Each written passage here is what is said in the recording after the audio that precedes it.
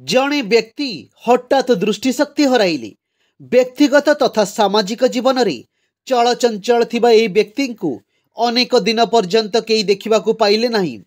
से घर बाहरिले नहीं, किंतु दिने से बाहर को बाहरिले हठात दृष्टिशक्ति हराइबा जनित असुविधा सबकू जानी निज जीवन को चलाइबा लगी से समर्थ हो पारिथिले। ता सहित से एक नुआ जीवन आरंभ करने सकाशे छोट व्यवसाय आरंभ कले। किछि दिन भितर देखागला जे से निज कारोबार रे बहुत उन्नति करिसंती। थरे तांकर जने पुराणा बंधु तांको कहिले, भाई मानिगली तुमर एही प्रयास को तुमे आज अन्य मानक लगी एक दृष्टांत पालटे जाइछ।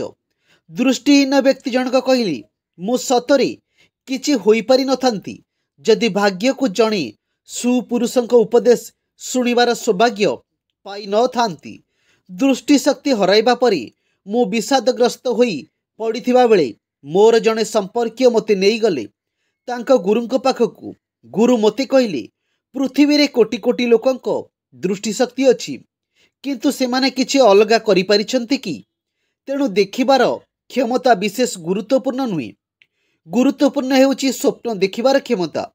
भगवान तुमर देखिबार क्षमता नेई जाइछंती सिना, तुमर स्वप्न देखिबार क्षमता नहीं जाई नाहंती। तेणु तुमे आउ किछि न देखि पारिलो नाही, स्वप्न देखि पारिबो। स्वप्न को चरितार्थ करिबा लगी काम तो आरंभ करि पारिबा। मु से दिन घर को फेरिबा बेलकू मो मनरू विषाद दूर होई जाइथिला।